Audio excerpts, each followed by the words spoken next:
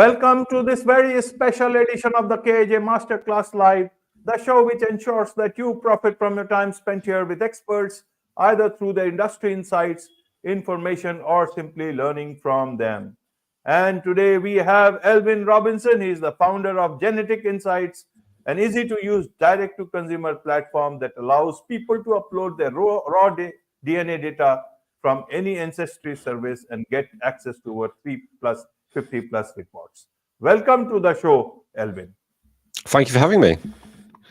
You're welcome to the show, Elwin. You are welcome to India in this online form. And I'm sure not just in India, but a lot of people across the globe will be interested in knowing more about their DNA, how the DNA helps. You know, there is a deep connection between DNA and our health that we'll understand from you. A lot of people who want to understand. So, Elwin, to understand itself, people have been listening or hearing about things that that about family history. If there is a problem, then the doctor asks about your family history in terms of if they had the same problem, especially in diabetic and all this.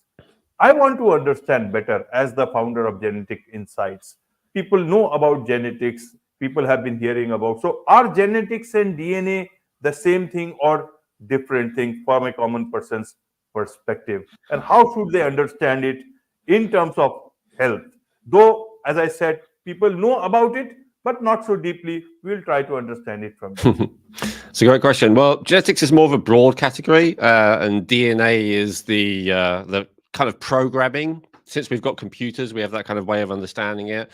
So DNA is more like the code, and then this RNA, which reads the code. But yeah, in terms of health, the DNA that we have does have a huge impact. The people I meet tend to fall in one of two camps with this, Ajay. Either they believe that, oh, my parents, had heart disease, my grandparents had heart disease, I'm probably going to get it, right? So they have a kind of fatalistic attitude to it. And then the other type, which is more common, especially in the West, is, oh, everything that happened with my ancestors doesn't affect me. If I eat well, if I exercise, if I live healthily, then there's no reason why I should have any of these things. And the truth is actually somewhere in between. I have to admit, as a Westerner, I was more in that second camp. I believed if I just, lived healthily and ate well and exercised and slept and lowered stress and all the kind of normal advice they give you, that I would, could be as healthy as could be. And then it was through my own process of starting to develop issues that, given my lifestyle was like healthier than 99% of other people, it's like, why was I still developing these health issues? And then when I looked into it, I discovered, I had a very strong genetic tendency for this. And that doesn't mean that it's inevitable, but in our platform, Genetic Insights, one of the things we do is we give a risk score for how likely you are to have, hundreds of different conditions, and how likely you are to need more of certain nutrients, how likely you are to deal better or worse with certain toxins. There's lots of different things. But anyway, they give you a risk score, and there are a few things that I was in the 99th percentile for. So that means in a room of 100 people, I would be the most likely to have it. Now, of course, if I eat well and I exercise and I look after myself, that means I am less likely to develop that problem. But still, when there's such a strong genetic tendency, it means that it is much more likely. And so it's helpful to know that, because the truth is, everyone has some weak links. It's just that you don't know where it is. Whenever I meet someone, for instance, who says, I never get ill, I never go to the doctor and all the rest of it, I often ask them about their mental health. I say, are you ever depressed? Are you anxious? This kind of thing. And a lot of the time they say yes. And I say, okay, so for you, your inflammation shows up more in your brain, which, shows up as these mental health issues, maybe problems sleeping or whatever. Whereas, for me, it shows up more in my sinuses and my digestive tract. So I don't have the emotional issues, but I have physical issues. So it's just very helpful to understand, first of all, what our weakest links are, because everyone, sometimes they don't eat perfectly, they don't sleep perfectly, they don't move perfectly. And then so to understand that when things start going wrong, that's because that's where our genetic weakest link are. Now, if we only told you that, then that would be good. It would be helpful, but it would be of limited help. But the other thing that we can also do is we can say, based on your genetics, this lifestyle intervention and this lifestyle intervention will be more beneficial for you than for other people. So for one person, if they have, anxiety, or if they have stomach aches, one suggestion is more beneficial, but for another person, that might not work so well. And again, that's based on the DNA, because depending on what genetic weak links are causing the problem, different interventions are more or less likely to help. So those are the main two ways that we can help. We can say, these days, we can say what is causing it in terms of genetics. And we can also say, what can you do that will be helpful for you to help to resolve it? Right, Elvin. So, from a common person's perspective, from a person like me, if I get a DNA report for these reasons, will it leave me more informed or will it leave me more confused? Help me understand. And when I'm perfectly healthy, that point in time. Yeah, it's a good question. It depends. Even if you're perfectly healthy, the ideal person to do this is someone who's perfectly healthy, because as the saying goes, an ounce of prevention is worth a pound of cure. Now we can't claim to prevent anything. There's the whole FDA thing but we are allowed to claim, because it's true, that we can help to reduce your risk of certain things. So even if you're perfectly healthy, you may be thinking to yourself, my father had diabetes, my mother had heart disease, my grandfather had Alzheimer's, whatever it might be. Let me see if the risk for that has been passed on to me. Because I think a lot of us, in the back of our mind, we fear that this has been passed on, but a lot of the time it hasn't. I see that all the time. People who have sometimes even both parents who have a disease, but the genetic tendency hasn't been passed on to them. So that could be good news. Now, if it's bad news and it is passed on to you, like I said, there's recommendations based on your genes to minimize that happening to you. And even on a psychological level, you could say, if you're doing a few simple lifestyle things, food, diet, exercise, supplements, herbs, whatever it might be, and that they are going to help you because you've seen that they are specifically helpful for your DNA, then there is also that kind of placebo effect of, I'm doing something good for myself, right? To minimize my chance of this happening. So it's good, I'd say, both on a practical level, and every single thing we do, we cannot make one recommendation that is not backed up by scientific studies. So everything is 100% scientifically, backed up. So every recommendation we make has real benefit. But I think there's also a big benefit if you have no health issues, just in the psychology of, I'm doing something to help to minimize my chance of ever having this problem. Right. Any limitations that this whole data collection about my own DNA has, this process? You talk about, 350 reports, ancestry surveys, and so many things. What are the other things that may get missed out in it? Are they, which you may cover in the longer term, or other limitations that one should know about before going for this test? Well, the test is, so getting results from a company like ours is very easy if a person's ever done an ancestry service. So Ancestry, 23andMe, MyHeritage, all that kind of stuff. Are they common in India, Ajay, or not really? I've heard about it, but I've not ventured to find out more details about it. Though I know people talk about DNA, but those are for paternity tests and all those things. When people do it, or court orders it, or this happens, must be all these are in the private medical domain, which obviously we don't know. Well, the cost is not excessive. Usually it's around $100 to get that ancestry test. So it's not nothing, but it's not as high as some people may think. And then from those kind of companies like Ancestry, they will tell you really not much. They will tell you what your ancestry is, Right. what your heritage is, where your ancestors came from. They may tell you a couple of things about health risks, and that's pretty much it. But the great thing is you can then download that raw data. It's like a massive file, just of like a spreadsheet, and you can upload it to a service like ours, and we can tell you way more helpful and accurate information. So to answer your question, a limitation is if a person has never done a test like that before and they need to get it from us, the limitation is it takes probably a couple of months to get the results. So there's a time limitation. If they already have done the test, then they can get results in a few hours. So that's one limitation. Obviously, we are not clairvoyants, right? We're not psychics. We can't read the future. That's another limitation, right? We can give you risk scores. When possible, we give you a percentage risk score, like I said, although not always. Sometimes it's just like a yes or no. What I have found is when people have a very high percentage risk score, and everyone has a very, there's hundreds of reports, you can imagine there's always going to be something that people are very high in.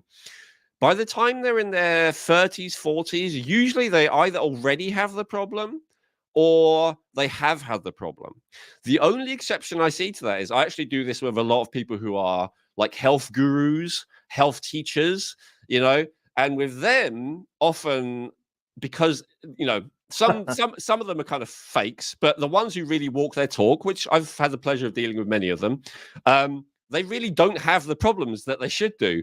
But then the funny thing is, when we look at their recommendations, they're following most of the recommendations, and they have been for a long time. So even when there's that limit, so there is a limitation that if you are exceptionally healthy in your lifestyle, the tests are going to seem less accurate because you're going to go, no, I don't have that. No, I don't have that. But then when you look, you say, oh, but I'm doing all the maybe not all, but I'm doing a lot of the top recommendations. Maybe that's why I don't have it. So it depends how you look at it. You can see that as a limitation. Right, Elwin. So what is the process of, doing this test or collecting this data? One is, as far as I know about the normal DNA test that happens, that's about, taking some blood sample or maybe hair or anything that happens in the, but is this the different sort of a process where all that process is not required? It is only about data? It's certainly easier than a blood sample, which some people definitely don't want to do, and is a bit of a hassle, painful, and all the rest of it. It happens with saliva. So sometimes it's spitting into a tube, sometimes it's a cheek swab, depending. And again, you only have to do this once. Just to tell my story quickly, I did 23andMe back in 2013 with my wife because we wanted to see how our ancestry was. Then in 2020, I started to develop all these health problems I didn't have before. And I found out about this possibility, and I did it for myself.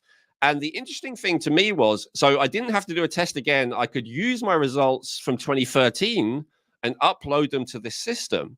The interesting thing to me was that a lot of the health problems it predicted for me, I had them. But I didn't have them back in 2013 when I took the saliva sample. So it just showed that if only I'd have known that back then, I could have maybe prevented myself having all of those health problems in the first place. So I think it's, and I've seen that in a few different cases. Even DNA, because your DNA doesn't change.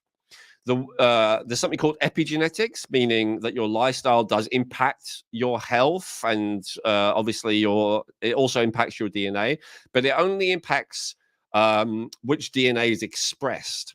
So basically, the type of DNA that we read and that all these ancestry services read is based on things that don't change. So the same DNA test that you did 20 years ago will be the same results as you get 20 years from now. It's always the same. So that's why we can't tell you if you have a problem, but we can tell you your risk of developing a problem. Does that make sense? Yes, indeed. Elwin, let me understand it better for the audience. One is when I get this report and I take it to a doctor, especially internal medicine or someone who is doing my preventive test there. They also do those health packages, preventive test packages. Will the doctor be happy seeing that report, or will he think it is just like another Google search? What do you think will be the I want to understand it from the practical, that medical Yeah, side. it's a good question. It depends on the doctor. Certainly, any of the doctors, that I have been interviewed by, that interview me, are completely happy to see this kind of thing. Some doctors don't want to hear the opinion of other doctors, right? Let alone a DNA report. So it depends entirely on how open that doctor is. But as I said, the reports, it's certainly not like a Google search. The report is saying, based on this SNP, so SNP it stands for single nucleotide polymorphism. It means is where there's a little variation in your DNA. That's where all the differences between you and I, for instance, Ajay, come from, just these little variations in the code of our DNA. So it will say, based on these different variations that you have, with these scientific studies backing them up, you have this risk calculated. Any doctor who's not completely closed-minded can look into that for themselves and verify it, right? They don't have to take our word for it. They can look up each SNP and they can go, okay, does that cause an increased risk? And they can, if they're open to verify it for themselves, then they will see that it is accurate. As I say, of course, I can't guarantee that your doctor will be open to it, because some doctors are not, I've been to doctors before and say, this doctor told me this. And they're like, that doctor doesn't know what he's talking about. So, of course, it depends. Right. I understand it. And good, you explained that very well. Now, in terms of, the costs, if I heard you correctly, $100, is that the cost at present to get this done? Then it is affordable. Otherwise, people who have lots of, it might create a whole bunch of this haves and have nots. There's someone who has got this sort of a service at a very affordable, high rate, can still get it done and get better predictions about their health. And some people who are struggling in different, especially in countries which are much more, who for them healthcare is a bit difficult. I want to understand the cost for the common person. Absolutely. So one of the reasons why I created Genetic Insights is because I wanted to make it available to as many people as possible. So there are basically two costs involved. The first is the cost of getting the raw data, so the actual test. So you can do that with a company like me, but you can also do that with any of the big ones. It doesn't really matter. So that is the one that's usually $99. That price is fixed. We're legally not allowed to offer that at a discount for whatever reason. That's a fixed price, and pretty much most companies, they sell it for that much. So that's the collection of data. That's the first step. The second step is the interpretation of data. Now that is a thing where, especially in the US and stuff, you can go to a doctor and they can charge you a lot of money for going through interpreting that data. There's a lot of services out there that, in my opinion and experiences, are inferior to ours that will charge you many hundreds of dollars to interpret that data. What I want to do is make it as available as possible. And so if people have a specific thing that they're interested in, so let's say they're interested in heart health, they're interested in blood sugar and diabetes, they're interested in their emotional health, they're interested in, skin and beauty, they're interested in weight loss, whatever it might be. We have different collections where we'll give you dozens of reports that are just focused on what you're interested in. And the average cost for that is about $50. So that's way cheaper than anyone else out there. Then also, if you wanted access to absolutely everything, so the very highest price that you could pay would be $199.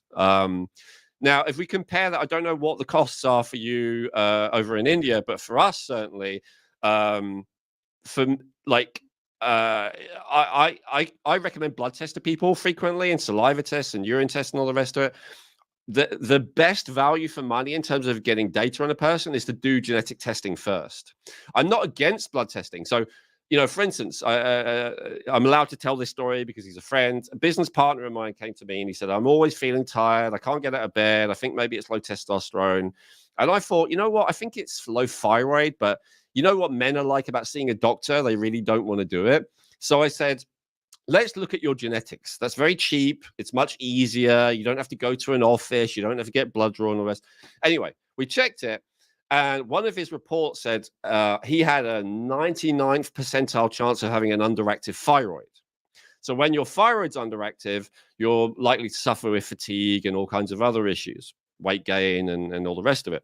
And because he saw that genetic result, he was then willing to go to a doctor, get a blood test done. So first of all, that helped his willingness, but also secondly, if you go to a doctor and you actually have to pay for it, I'm not sure what the system is in India, but you know, in the US you have to pay for it. In the UK, you have to pay for anything other than the most basic stuff. If you tested for everything that could be causing you fatigue, you're talking about thousands of dollars, right? That's a lot of different things because it's quite a broad, nebulous thing. Having fatigue or having anxiety or having palpitations or whatever, these broad, having pain, these are broad things that so many things could be causing it. So to get genetic test done is a hell of a lot cheaper, and then it can identify this and this and this seem to be the most likely culprits based on your DNA. So then, you know, if the person wants to, they can pay for testing just those things. So, you know, from that perspective, I'd say it certainly has saved money from what I've seen. And for me as well, I had very complicated chronic health issues that no doctor seemed to be able to resolve. And it was only through doing the DNA test that I found very obscure things that a doctor never would have thought testing. I mean, I'll just say specifically, I know this is sometimes an issue in India. I had very high levels of lead in my blood, which is a toxic heavy metal. And there was no reason for it, no logical reason. My wife had very low, even though we'd lived and eaten in the same place for over 10 years. But I have a genetic variant that meant my body is very bad at dealing with lead. So who would guess that? I've seen all kinds of doctors, you know, all kinds of professionals. Right. No one guessed that. But because it said that in my DNA, I then paid myself to test that. And they found the lead was like higher than 99.9% of people. And that was one of the things that was causing these chronic health issues I had. So for me, I never would have found that if it weren't for the genetic testing. I don't think any doctor would have thought of that. And if they had thought of it, they would have spent thousands of dollars testing so many things to be able to find it. Right. That's why a lot of, you know, people are going to this functional health experts who are looking at problems in, maybe they will utilize it in a much more proactive manner to understand, you know, things. I think a lot of them are these days. Yeah. One more thing, you know, I want to understand is the data privacy here. Now, seeing where the economy and the insurance companies and the whole thing is going on, how do you think you will maintain this data privacy tomorrow? If one goes through this test, an insurance company might ask him if he or she has done this test, and they may want to have a look at it.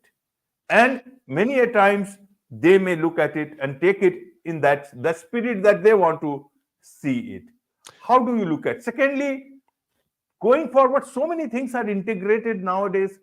Like in normal situations now with the artificial intelligence coming in, everything gets, you know, you never know. Even if you don't, you make it as much a foolproof, it goes out.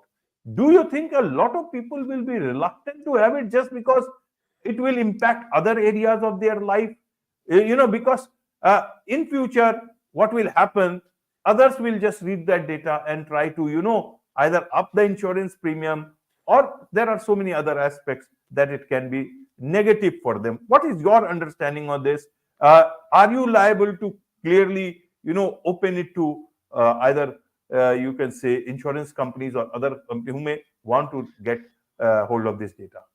Definitely not insurance companies. The only one that we would not be able to turn down, or we would struggle to turn down, would be like a government criminal agency, potentially. But I haven't heard of any country where insurance companies are demanding that data.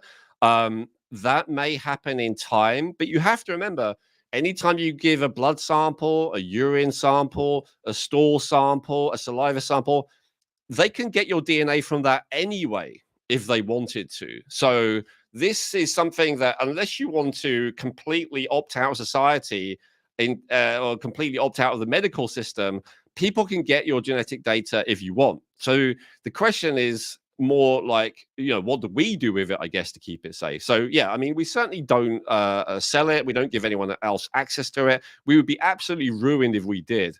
One of the benefits of our company as well, of being a very small company, is there is literally only 2 people who have access to the back end of our system. And that's me and our COO. And that's it. No one else has access to be able to even potentially get to that data. So that's very, very different from a lot of the big companies where they have maybe hundreds of customer service people and, people who could be corrupted, people who could make a mistake, all the rest of it.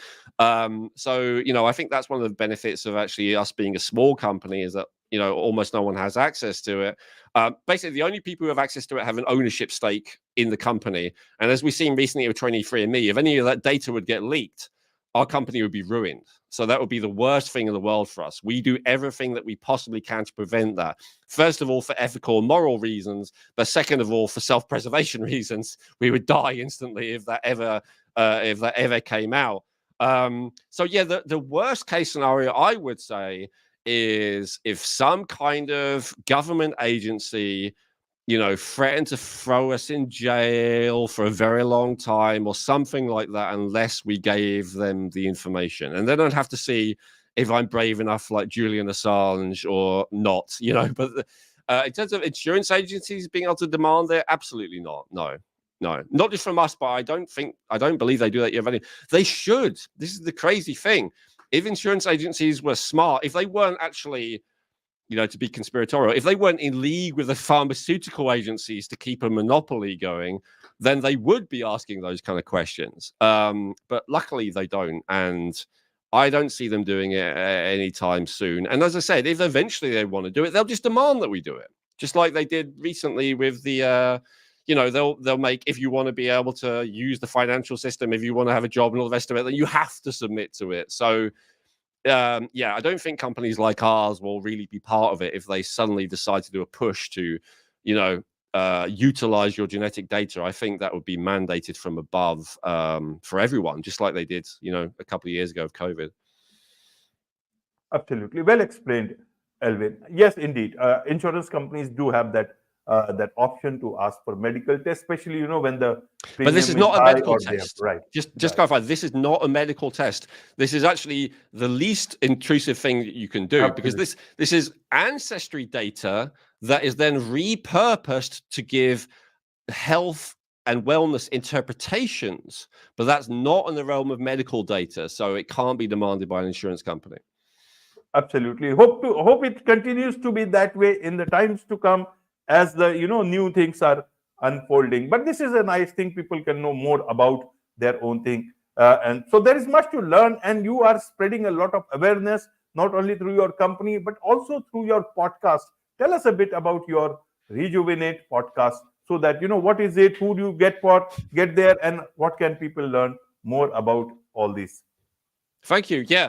The Rejuvenate podcast is dedicated to help people to no longer suffer with premature aging, right? So we can't promise that we'll help you to live forever or whatever. I don't think anyone can promise that. But what I've noticed is, for myself and so many other people, these days we feel older than we actually are. This is the situation that I was in 4 or 5 years ago. I felt like an 80-year-old man when I was still, in my late 30s. And this is not normal. This is not right. And yet it is common, right? Just because something is common doesn't mean it's okay. So the Rejuvenate podcast is focused on helping people to feel young again. So rather than being a 40-year-old who feels like a 60-year-old, let's try and be a 40-year-old who feels like a 25-year-old. That's the goal of it. And so genetics is one of the 7 steps that we use for that. And it's the first step, but we also talk about nutrition, we talk about toxins and detoxification, we talk about hormones and peptides and neurotransmitters, we talk about all the different lifestyle factors, we talk about different pathogenic organisms, and we even talk about mindset and emotions, and how you can use your mind to help to heal yourself. So we because what I wanted to create is something that is as big picture as possible. So the episodes, we sometimes have some really great guests on, but the goal of the podcast is really to have an episode that gives you a complete guide to dealing with all kinds of problems that people face. So there's a complete guide to weight loss, and there's a complete guide to liver health, and there's a complete guide to cardiovascular health, etc. I could go on, but you get the idea, right? So to give you a complete guide of all you could do, depending on what issue you have. Again, not medical. We're really for people who have been to the doctor, and the doctor either says, I can't help, or they say, there's nothing more I can do. This happens commonly, and this is exactly the position I was in that I shared a few minutes ago. And so for people who are in that position, the doctor can't find anything, or the doctor can't do any more, we give you the lifestyle advice that will, in my experience, be extremely helpful. Absolutely. That's a very good point there. People can know more about that and take more informed decisions, especially in difficult situations when they have already seen a doctor and the doctor is not able to. Before you go to the AI, it is better to get this sort of a test done, so that there is much more informed decision. Though AI is also developing, but that is still much further.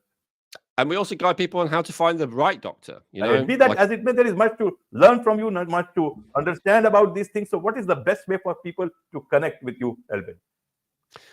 Yeah, thank you. If you go to geneticinsights.co or feelyounger.net, and on YouTube, it's youtube.com/Elwin Robinson, which is my name.